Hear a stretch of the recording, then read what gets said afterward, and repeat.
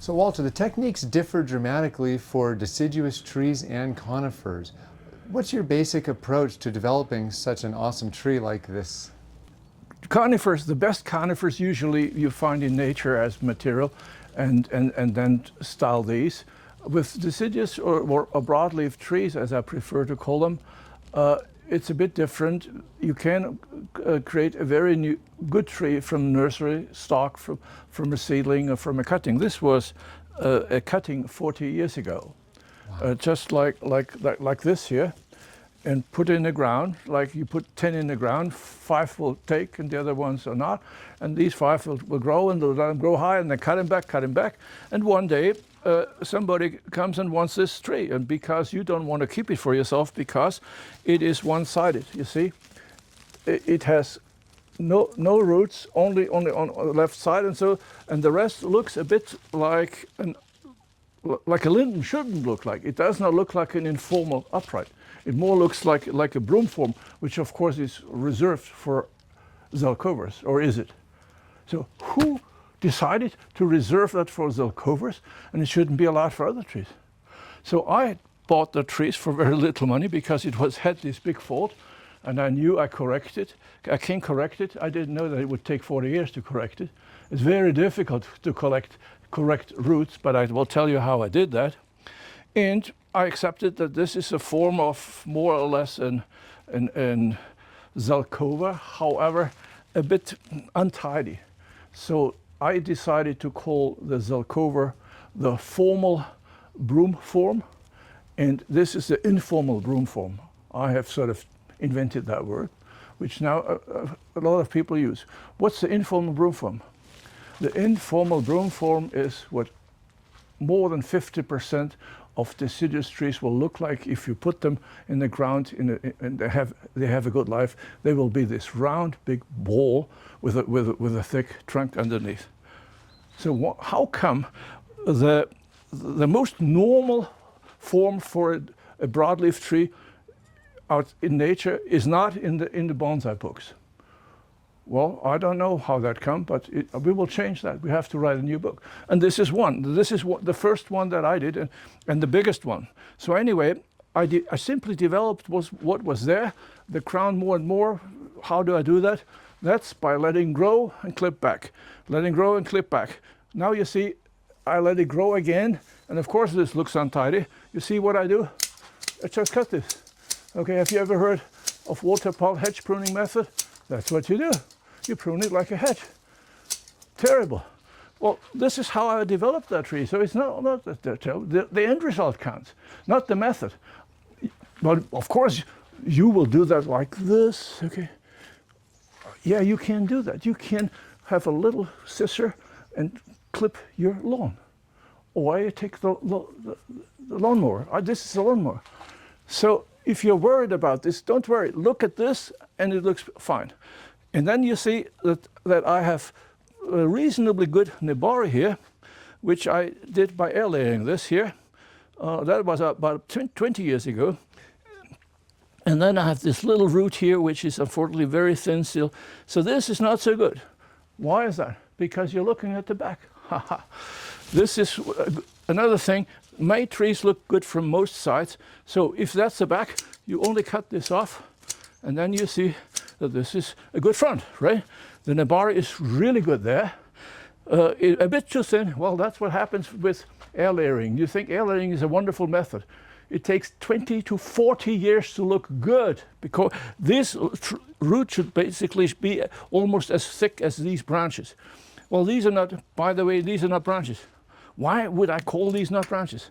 There's the main trunk that splits into sub-trunks, secondary trunks, and then even into tertiary, everything that's sort of going up, that's a trunk. And from the trunks, then we have the branches that go horizontally even down. So this here is a trunk, and here, this is a branch. And this is how I developed that. So why do I have this strange concept? Well, only with this strange concept, you can style a tree like that to look like a real tree. So why is this sort of not in the bonsai books? Well, I think I have a reason for that. because it's very difficult to do on a mass basis. You cannot have low-paid help to do that by the thousands. Okay, so you have to think about every single cut and every single thing. Only a sort of a master can really create this, and then it would be very, very expensive. This is why it cannot be done commercially in large numbers. It's that simple. That's why it's not done. Is it forbidden? Nobody forbids it, especially not in Europe. So this is, you're totally free to do what you like. However, if you want to win a trophy, you better do like what the judges like, and they may not like it. Or you want to sell it, something else. So anyway, I do it for joy. Only for joy, not for money. Okay, this is the result. And the rest is, at the moment, looking nice, but like a big round ball. Of course, the silhouette will be trimmed. Now you have to be careful not to make this too even, not like a geometric sort of form. You have to bravely cut in somewhere and make some dents. And so what you want is a round looking crown. That's like, you see, oh, this cloud is, here's a round cloud. It's not really round, never. It says almost round, and this is what you do here. You say, oh, this is a round tree. No, it's not quite round, almost. However, if you do it without brain, just cutting like a hedge, then it will look contrived, artificial. And that's not what I want here. Okay, it's that simple. Linden are a cool tree, but I warn you, it should be a big tree, otherwise the foliage is not all right. Now this is already very, very small foliage for a linden. It's normally it's 3 to 4 times as big, okay? But for linden, this size is fine. Okay, the next thing is, as you see, this looks a bit sad. This has not much to do with watering. This is more the time of the year. The tree is now ready for fall, and these are old leaves, and they look like that, whether they're watered or not. But I have to tell you that linden are using water like it's endless. So this is one of the most water-swallowing trees that I know of, and they are the very first ones to hang the foliage. These are my sort of the trigger. When I see the linden, I say, okay, it's time to water, because but she is the first. Linden for me is a she tree. A linden in Europe has an old importance to it in the Celtic world, which was here about 3,000 years ago.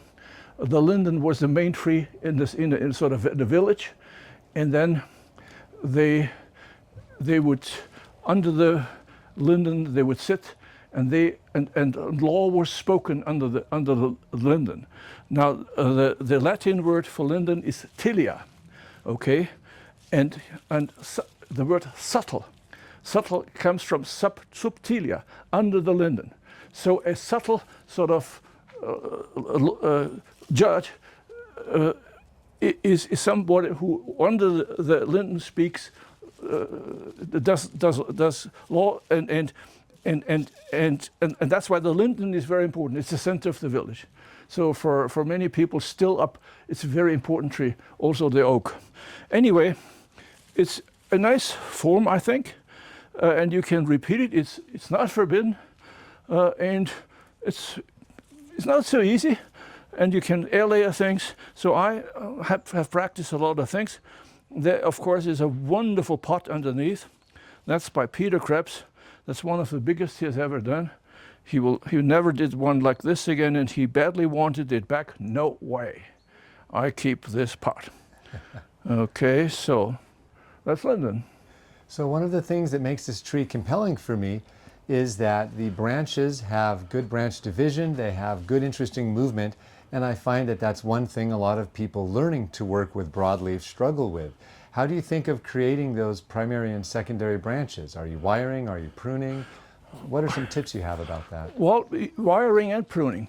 Now, there are some people who think that, oh, the naturalistic style is cool because you don't have to wire. Because Walter is a lazy man. Yes, I'm a lazy man, and he doesn't like to wire. So this is why he invented that style. Not quite true. Okay, the truth is that you wire just like other trees, you wire everything that's not in the position that you wanted it, and then you keep it there, and when the wire bites in, you take it off. But in the end, one shouldn't say that Walter created this by wiring. Okay, well, I don't think you can see it. Well, if you look close, you see some wire marks in there. I can tell that. But over in 30 years, they will be gone.